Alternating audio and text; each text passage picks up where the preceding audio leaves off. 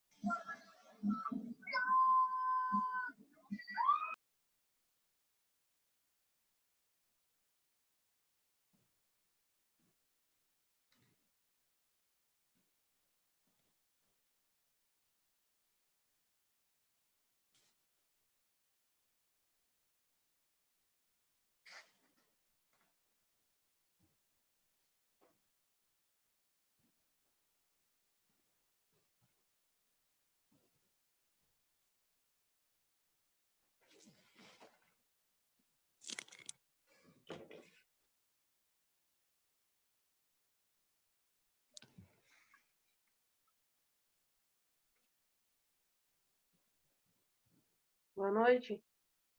Boa noite. Acho que eu tô... Estão me ouvindo? Tirei o fone. Sim. Sim, a Daniele. A Daniele de novo. Tá onde, Daniele? Oi? Tais Eu onde? tirei o fone aqui, não tô A ouvindo. Daniele parece Tô em casa. parece estar na lua. O som tá longe. É, Grão-Pará, Criciúma é longe. Ah, é, né? Mas nem tá chovendo, ninguém não molhou as linhas aí essa semana? Pra tá baixinho o som? O que que acontece aqui? Eu não sei o que que acontece aqui no meu. Tá tudo no máximo e... Pois é, né? Deixa eu ver aqui se tem alguma coisa. Não, não tem nada. Só o teu que tá bem baixinho. Oi, quem falou? Amigos, boa noite. Oi, Ramires, boa noite. Tu também é de Você tá Grão-Pará. normal aí, Assis? Não, Oi, o que é que tá normal? O meu som? O mas teu a som tá Daniele normal. toda a aula tá baixinho, não é só com o professor. Acho que é alguma coisa no fone dela ou no computador. eu acho que deve ser no computador, porque eu tô sem fone agora. Eu vou botar o fone pra ver. Tá. Mas o teu também tá um pouquinho baixo, Ramires. Mas tudo bem, dá para ouvir mais do que o da Daniela. A Daniela parece que está distante. Mas não tem E problema. agora? Deu certo? Fala de novo. Agora deu certo? Sim, deu uma melhorada. Deu uma melhorada. É? Aham, ficou mais alto agora. É, ficou Botei mais o alto. fone agora. Tá. Então, gente, deixa eu só ver aqui se falta quem mais chegou. Todos aqui faltam a Alexa, o Clayton, a Ingrid, o Leonardo, Maísa. Você pediu para avisar que ela vai chegar um pouquinho atrasada, que ela foi na Unibab levar uns papel da bolsa. Ah, tá. Tá. Não, tranquilo. O Leonardo desistiu? Parece Leonardo, sim. que sim. Ah, Acho que desistiu. sim. Ah, tá, porque já aparece aqui na minha chamada, mas não veio nenhuma vez. E o Tyron? O Tyron não. Ontem ele tava na aula, pelo menos. Mas na minha aqui não veio nenhuma ainda. Será que ele sabe que tem... Será que ele sabe que ele se matriculou na auditoria? Daqui a pouco ele aparece. Sim, mas já estamos na terceira aula, né? Daqui a pouco ele já rodou por falta. Tá, gente. Vamos iniciar então, porque falta só o Cleiton, que deve estar cuidando do menino, da menina dele. A Ingrid daqui a pouco já deve estar chegando por aí, né? Não demora muito. Aí falta a Maísa, a Marília. Só a Maísa e a Marília que talvez chegue por aí. Ô, professor, eu tô aqui. Ó. Ah, tá, porque eu não vi que tu... Marília. Tá, beleza.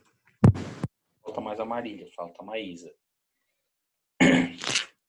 Tá, começamos então. Começar cedo para terminar mais tarde. Deixa eu compartilhar a tela para vocês. Vocês estão com alguma dificuldade em relação ao Zoom ou não? Não, aqui tá tudo certo no meu. Não tem problema para vocês.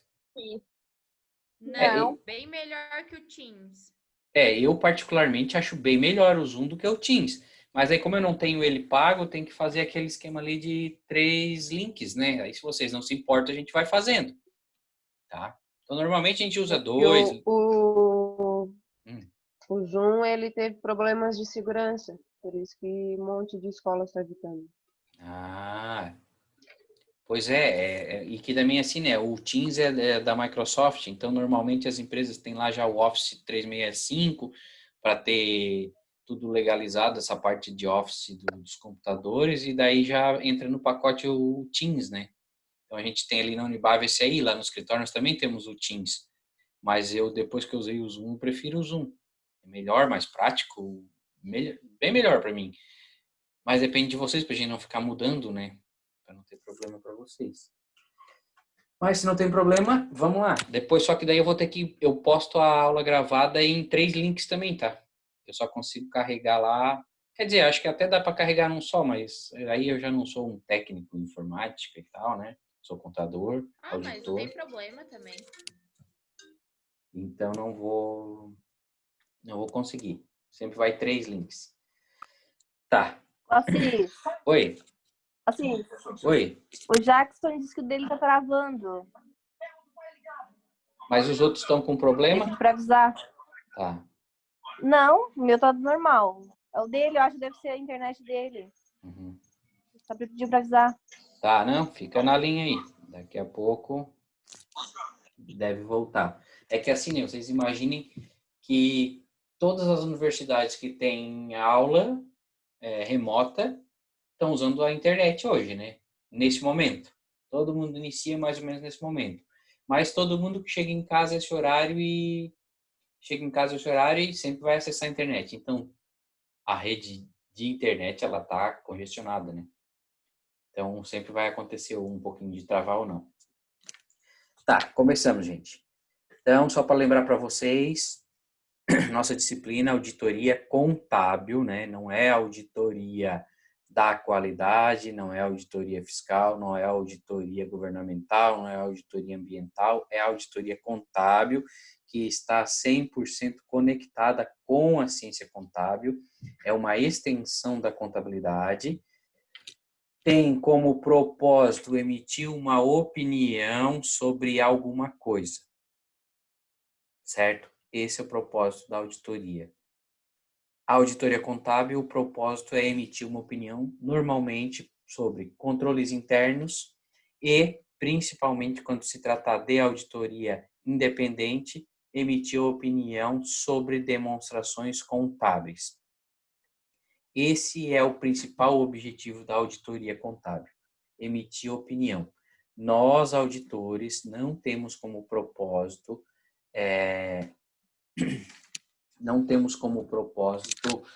fazer o trabalho de auditoria para ajustar números e informações contábeis das empresas. Nós não fizemos isso. Nós, auditores, temos o propósito de revisar e emitir uma opinião. Se estiver errado e a empresa quiser, por livre e espontânea vontade, regularizar os fatos, nós vamos aceitar o ajuste e aí sim revisar novamente aquela informação e a nossa opinião vai ser uma opinião dizendo que está tudo certo. Se não está tudo certo, a nossa opinião vai ser uma opinião dizendo que há algo errado, certo? Nós não vamos ficar corrigindo informações. Então, não é propósito da auditoria solicitar um balanço de uma empresa para que seja revisado e quando ele identificar algum tipo de erro, o auditor já fazer o ajuste e dizer, ó, esse número que é 1 milhão agora é 800. Não, não é isso. Eu não vou fazer isso. Eu vou dizer que esse número que é 1 milhão é 800. Se a empresa quiser ajustar, ela ajusta. Se não quiser, eu vou dizer que aquele 1 milhão está errado. Tá? Eu não tenho poder para isso. Assim, mas tem que avisar em tempo hábil da empresa mudar antes de ser anunciado, de ser Sim, colocado no jornal normalmente da no dia a União. dia, né, como é que funciona? Nós fizemos o trabalho, levantamos os problemas e repassamos essas informações para que a empresa tenha, não é tem tempo, né? Porque o tempo é ela que faz. Normalmente os trabalhos de auditoria é antes da entrega da escrituração contábil digital, antes dos prazos de publicação de balanço, mas a empresa também não pode deixar para a última hora para encerrar suas demonstrações contábeis e depois jogar no colo da auditoria e dizer, agora vocês auditam em 3 dias que eu tenho que publicar. Né? Quando isso acontece, que às vezes acontece, a gente estamos correndo, tem que fazer, às vezes a gente faz o nosso trabalho no nosso tempo e não dá tempo de fazer o ajuste em tempo hábil. Aí atrasa a entrega de alguma coisa e tal, mas aí não é responsabilidade nossa. Normalmente, sim. Normalmente, todos os trabalhos de auditoria são feitos, é feita a revisão toda da informação contábil. Antes de concluir, se passa as situações e se verifica se a empresa tem a intenção de corrigir ou não. Tá? A empresa é que decide se quer fazer o ajuste ou não. Se não quiser fazer, não tem problema. Eu só vou verificar se isso é algo expressivo, se é algo relevante, né, que a gente chama, e aí sim eu vou mencionar na minha opinião ou não.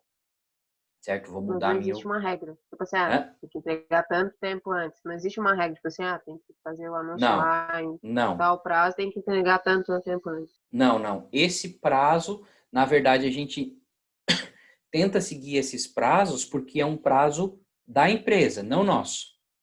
Então, não adianta a empresa vir aqui, eu vou contratar a auditoria 20 dias antes da entrega da escrituração contábil digital, porque em 20 dias ele faz o trabalho. Não, talvez eu leve mais.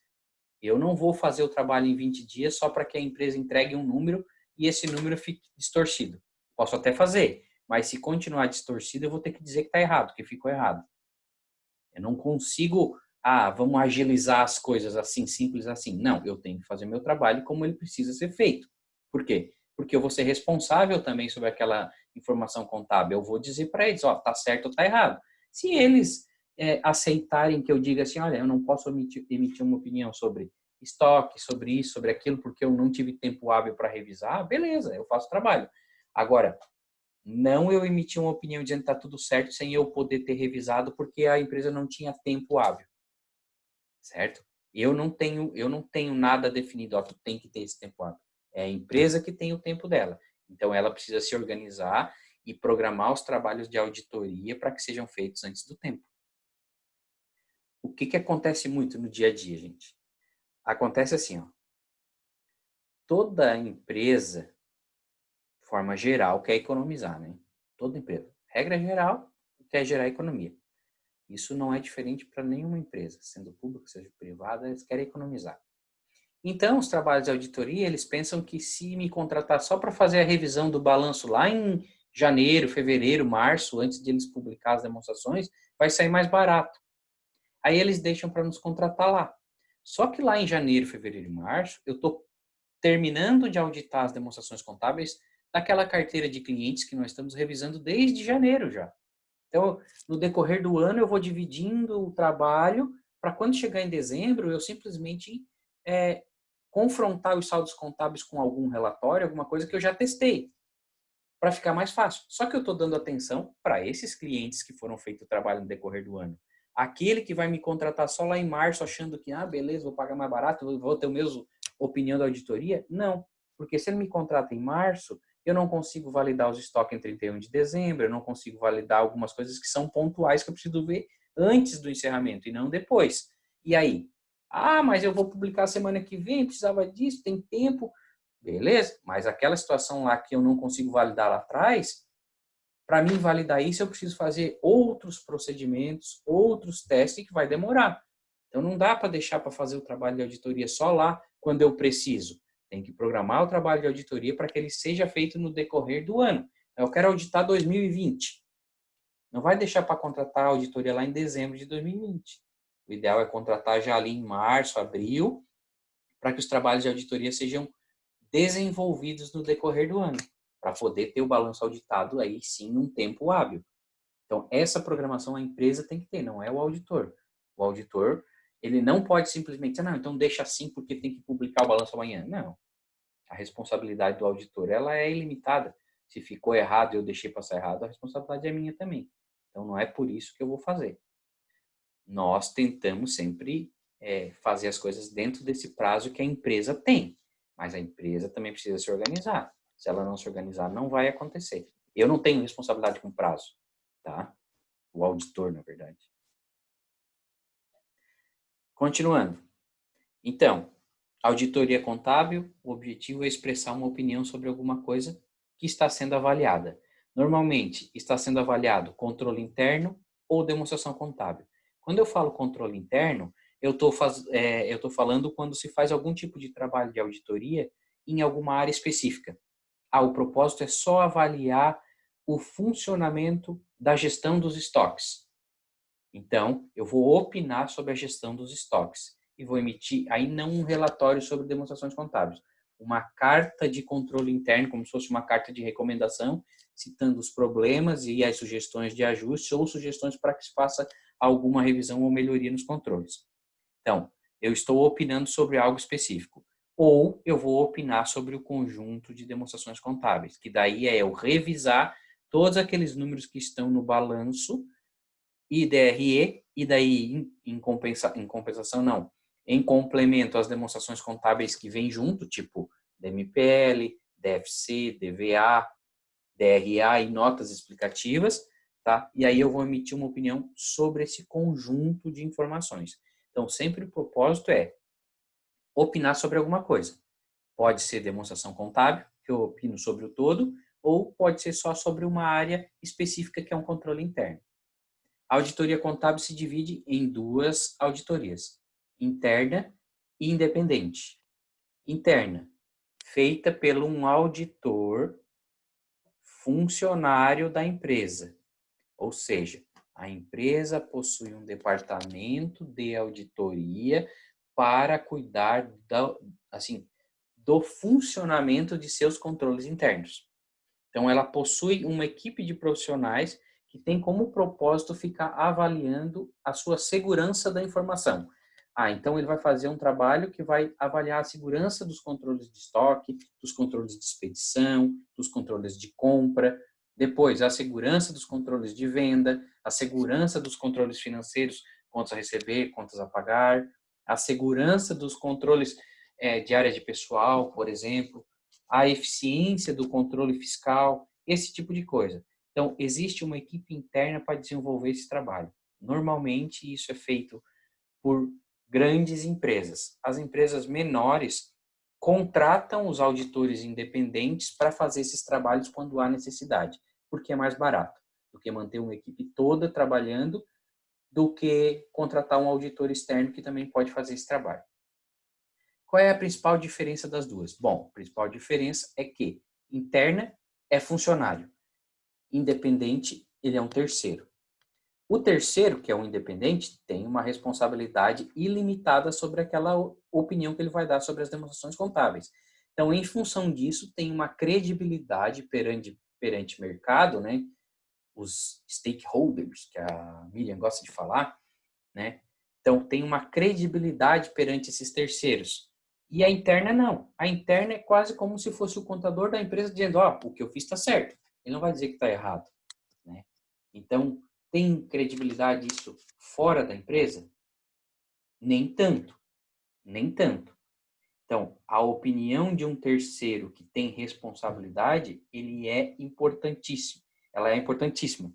Então, por isso da necessidade de auditoria externa ou independente, justamente porque é um terceiro que está opinando sobre aquilo lá. Essa é a principal diferença entre a interna e a independente. Interna é funcionário, independente é um terceiro com responsabilidade. Ok?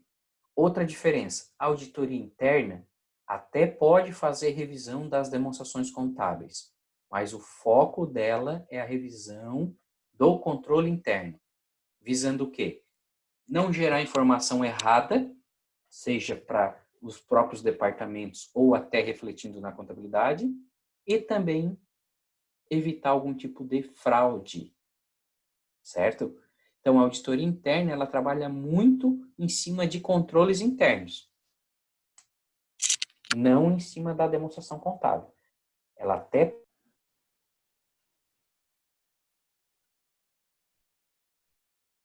Uma queda aqui. Oi? Caiu, né? Caiu aqui, eu acho. Ele voltou. Não, caiu a minha, eu acho. Acho que caiu a minha dessa vez. É possível. Já tá voltando? Juliana? Tá aí? Tá ouvindo? Sim.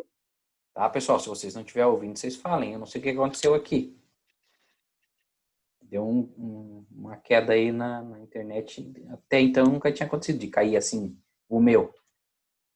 Mas já voltou. Pode até se cair e juntar. É, mas estão aí, todos estão aí. Júlio?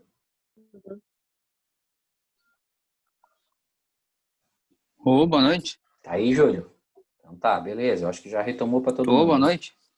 Já retomou para todo mundo, né? Já, 100%. Beleza.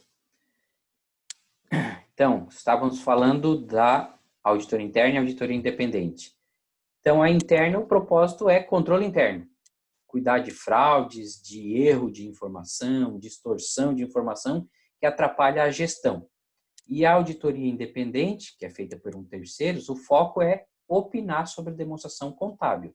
Esse é o principal papel do auditor independente, certo? É opinar sobre demonstração contábil. Esse é o foco. Sempre que falar, os auditores externos, os auditores independentes, ou o relatório do auditor independente sobre demonstração contábil, ou o parecer dos auditores, está falando da opinião deles sobre as demonstrações contábeis. Ah, por que que é importante? Porque a opinião do auditor, como eu já mostrei para vocês, vai acompanhando aquelas demonstrações contábeis que estão sendo publicadas num jornal, ou mesmo que a empresa esteja desobrigada a publicar essas demonstrações contábeis, a opinião do auditor vai junto com as demonstrações contábeis. E aí o usuário da informação ele vai ler aquilo e com base naquilo ele vai saber se está tudo correto ou não, tá? E depois a gente vai ver mais na frente, como é que o auditor se manifesta se tiver algo errado? E aí ele vai manifestar isso nesses relatórios que acompanham as demonstrações contábeis. Então, o propósito do auditor é isso, opinar sobre a demonstração contábil e a opinião dele vai num relatório junto com elas. Tá? Principal característica, porque por ser terceiro não é funcionário, né? Não é funcionário da empresa. Essa é a principal característica. E a segunda, né, e mais relevante, é opinar sobre as demonstrações contábeis. Mas, assim, existe algum impedimento para a gente fazer trabalho de controles internos, revisão de controles internos? Não, não existe. E é muito comum isso acontecer, até porque se eu sou independente em relação à demonstração contábil, também sou independente em relação aos controles internos. E a forma que eu vou avaliar pode ser até mais criteriosa do que um auditor funcionário da empresa, que daí, o cara é colega de trabalho do outro lá, almoço junto todo dia lá na empresa, final de semana os caras tomam cerveja junto, jogam futebol, e aí como é que o auditor interno vai apontar talvez uma fraude ou um erro grave que possa comprometer o emprego daquele colega? Então, por isso que é muito comum o auditor independente estar atuando nessas áreas também, de fazer essa revisão de controle interno e apontar essas fragilidades e muitas vezes fraudes, né? Eu já trabalhei assim em vários trabalhos assim de levantamento de fraude, assim, coisa de empresas, o pessoal de financeiro, o pessoal de estoque, de compras envolvidos com isso e alguns rombos assim bem significativos. E aí o auditor independente faz isso, bota no relatório e ainda esse relatório de auditoria sobre esse controle específico, ele é usado às vezes como prova da empresa lá quando demite funcionário por justa causa ou vai depois tentar buscar os seus direitos. Já fui algumas vezes depor para justificar e explicar o trabalho que a auditoria fez para chegar naquela situação. Porque normalmente a fraude até é identificada pela empresa. A empresa ela identifica depois que aconteceu, porque nunca, enquanto eu trabalhei na auditoria, eu nunca vi uma empresa que foi lesada por um funcionário, por um terceiro, ter pensado em contratar auditoria antes para ir prevenindo isso, né? Para ir fazendo as revisões, mostrando que tem alguém olhando e cuidando disso para evitar esse tipo de coisa. Sempre depois que aconteceu, daí chama a auditoria para levantar o que foi e quanto que foi o rombo. Então, já trabalhei em alguns trabalhos assim, que daí chamam a auditoria, olha, aconteceu isso, a gente sabe que aconteceu, já tem alguns exemplos, mas não sabe como quantificar, levantar isso, como botar no papel para talvez mover uma ação de cobrança contra essa pessoa, e daí entra nós, né? Aí a gente entra lá, levanta tudo, identifica exatamente como que foi feito, bota no papel e assina embaixo. E aí esse nosso documento aí, esse relatório serve de prova para a empresa para justificar uma demissão por justa causa, para cobrar alguma coisa judicialmente e assim vai. Então nós fizemos muito trabalho de controle Nesses interno. casos, Oi? nesses casos, daí não entra a perícia depois? Até Não, entra a necessário, já perícia. que tem Não, a entra. auditoria, daí não se faz essas... Não, onde é que entra a perícia? A perícia vai entrar assim, a empresa foi lesada, certo? Contratou a auditoria, levantou as informações, fez o relatório de auditoria e entrou na justiça. Apresentou as provas, que é o relatório de auditoria, e os papéis do auditor que justificam aquilo que ele botou no relatório, certo? Eu vou ter prova, vou ter documento que mostra que aquilo que eu botei no papel é verdadeiro. Ele não faz nada sem isso. Beleza. Aí vamos supor que o funcionário que causou isso está lá se defendendo. Aí ele vai se defender e vai dizer que, não, mas não é bem assim, não sei o quê. Aí, judicialmente, pode chegar ao ponto de, então, se decidir, olha, ou paga-se isso, ou se faz uma perícia para verificar se é isso mesmo. Aí é judicial, o juiz determina que um perito vai fazer a confirmação disso que eu botei no papel, ver se é verdadeiro, ver se não é mais. Mas é judicial, não é antes. Antes, normalmente, é o auditor. Tá?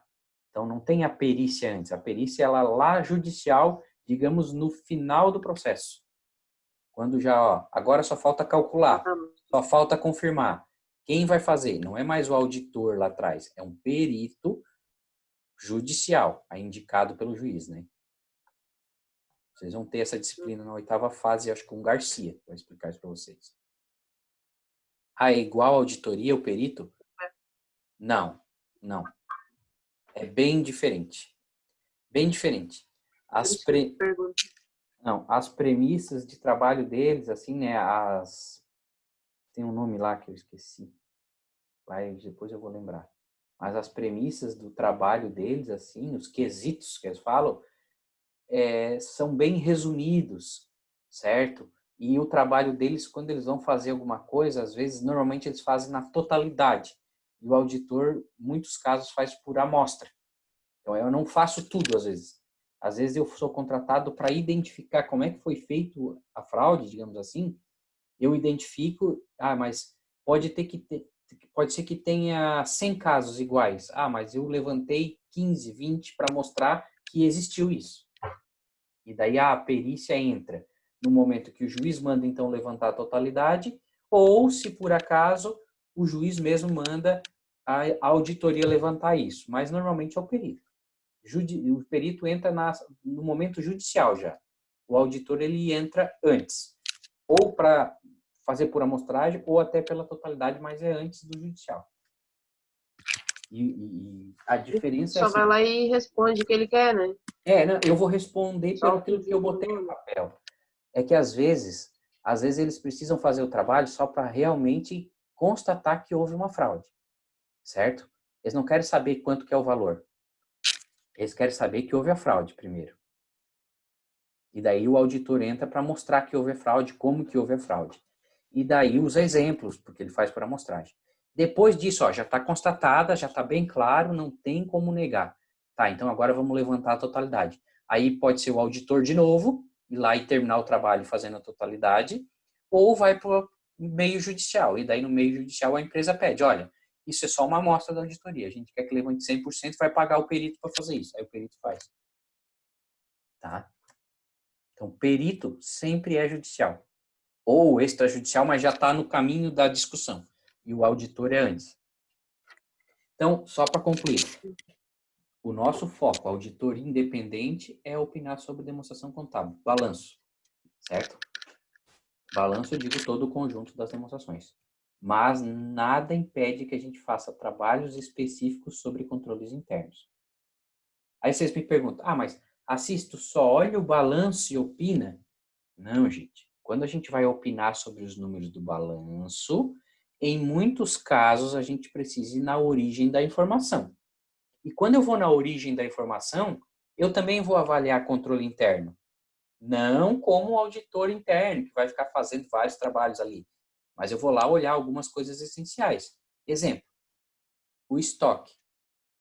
Eu preciso ter uma evidência de que aquele relatório de estoque que a empresa me apresenta para justificar aquele saldo contábil, ele é confiável.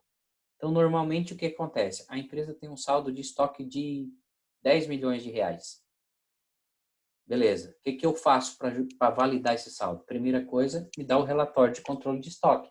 Aí a empresa vai me passar um relatório de controle de estoque, detalhando produto a produto, o custo de aquisição, tudo isso com o código do produto e lá o valor financeiro e o saldo. Pam, saldo contábil, fecha com o relatório de estoque. Ok, esse é o primeiro ponto. Segundo ponto é o seguinte, como é que eu sei que aquilo é verdadeiro?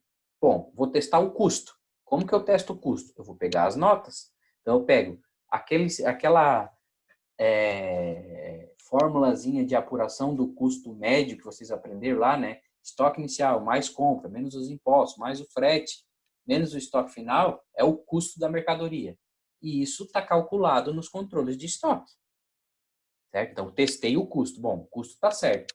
Então, eu tenho a quantidade X vezes o custo, que eu já testei que está certo, vai dar o valor financeiro. O valor financeiro, somado todos um a um, fecha com o saldo contábil. Beleza, amarrei as 3 informações. O que resta eu fazer? Tem que contar, ver se existe. Então, então tá tudo certo. Se as quantidades eu pegar esse relatório e lá verificar tá certa, beleza, tá tudo certo. Só que não é simples assim. A gente não simplesmente chega lá na empresa para auditar 31 de dezembro, eu estou lá no mês de fevereiro, março, como é que eu vou lá contar as quantidades em dezembro? Não tem mais como. O que eu faço? Normalmente, dia 31 de dezembro, ou lá naquele período que a empresa está encerrando suas atividades para fazer férias coletivas, nós, auditores, estamos lá contando os estoques para validar aquelas informações. Então, eu chego lá naquele dia, não tem movimento nenhum na empresa, eu tiro o relatório de estoque naquele momento e vou lá contar. Aí vejo que a quantidade física fecha com a quantidade do relatório. Esse relatório é o mesmo relatório que eles me passam lá no final do ano, só com datas diferentes, posições diferentes, mas é a base dos mesmos controles. Então, eu consegui testar a quantidade física, consegui testar os documentos que dão origem para o custo, calculei o custo. Então, quantidade vezes custo igual ao valor financeiro, que é o que está na contabilidade. E eu vou amarrando. Então, a gente faz esse tipo de controle interno para dar sustentabilidade também à nossa opinião sobre o número do balanço. É igual o banco. Eu não vou só, peguei o extrato bancário e deu. Esse é um procedimento. Mas eu faço outros procedimentos que é para verificar se todas as informações que transitaram no extrato bancário estão sendo contabilizadas. Pode ser que está transitando alguma coisa nas contas bancárias que não está sendo contabilizado. O cara caiu o dinheiro na conta, sacou. Caiu, sacou. Caiu, sacou. E aí? Chega lá no final, contabiliza só aquilo que quer e o saldo vai fechar. Então, a gente faz alguns testes de controle interno, ver se são eficientes para poder suportar a nossa opinião. Então, a gente faz controle interno quando é contratado pela empresa para ser específico para aquilo, mas também faz para dar suporte ao nosso trabalho. Tá? Então, nosso trabalho de auditoria independente é opinar sobre demonstrações contábeis em 99%. O meu travou tudo. O meu caiu de novo, na internet hoje. Troquei a rede aqui para ver se muda. Já voltou? Sim. Sim. Sim. Certo, desculpa aí, gente, mas acontece, até agora não tinha acontecido. Voltando. Então, o nosso propósito, 99,9% das vezes, é opinar sobre demonstração contábil. Por isso, essa ligação forte de auditoria e contabilidade. Porque o nosso trabalho é extremamente contábil. Eu preciso conhecer da contabilidade para poder opinar. Porém, a gente vai buscando outras fontes de informação para validar aquele número do balanço. Então, o saldo que está contabilizado em banco e aplicações financeiras. Que fonte de informação eu vou buscar para validar? Os extratos bancários, as conciliações bancárias e a movimentação que está acontecendo nos extratos bancários. Eu faço o cruzamento dessas informações. Além disso, eu peço uma confirmação direta no banco. O banco me responde dizendo, esse saldo dessa conta é esse valor. E eu verifico, olha, o saldo que a empresa me passou no extrato é o mesmo que o banco respondeu. E é o mesmo que está na contabilidade. Mas é lógico que tem que ser igual. Eu sei que tem que ser igual, eu só quero confirmar. Por quê? Hoje, os extratos bancários, gente, nós tiramos tudo via internet, né? Já vai lá e tira o extrato bancário e beleza. Se tu jogar ele no Word ou no Excel, tu faz o saldo que tu quiser no extrato. E aí tu pode fraudar uma demonstração contábil. Então, o auditor, o que faz? Pede uma confirmação direta para o banco. E o banco confirma se é o saldo ou se não é. E aí tu fica resguardado sobre isso. Além disso, às vezes tu pede para o banco, olha, eu gostaria que tu respondesse, às vezes não, nós aqui fizemos sempre assim, tudo o que tu tens da empresa X aí contigo. Aí o banco responde, eu tenho a conta tal, a conta tal, a conta tal, a conta tal, o empréstimo tal, tudo. Aí tu sabe, tudo que tem naquele banco tá aqui. Porque se a empresa tiver uma conta bancária que não está contabilizada, como é que eu vou saber se eu não perguntar? Então, normalmente, a gente pede para o banco informar tudo. E daí, se tiver erro, a gente pega. Às vezes aparece umas contas poupança, que nem sabe do que é, mas às vezes saldinho pequeno, beleza. Passa, mas uma vez eu peguei toda uma movimentação de uma empresa de adiantamentos que eram feitos, por exemplo, para engenheiros de obra. Os caras viajavam muito, em vez de fazer adiantamento em dinheiro, abriram uma conta bancária para eles movimentar. E essas contas bancárias não eram contabilizadas, não aparecia lá junto dos bancos. Elas formavam o saldo dos adiantamentos. Só que como era pequeno, a gente não dava muita atenção. Mas até que numa resposta dessa veio que tem umas contas bancárias aqui, onde é que estão? Aí, isso aqui é os adiantamentos, cara, movimento isso aqui e tal. E que controle tem disso aqui? Não, a gente não controla nada. Está aí, se o cara tem uma empresa que está usando a tua conta para fazer movimentação de uma empresa dele, como é que vai saber? Mas descobrimos porque o banco respondeu, senão não ia descobrir. Então, a gente avalia controles internos e busca informações externas da empresa, de controles internos, para dar suporte ao nosso saldo. Tá?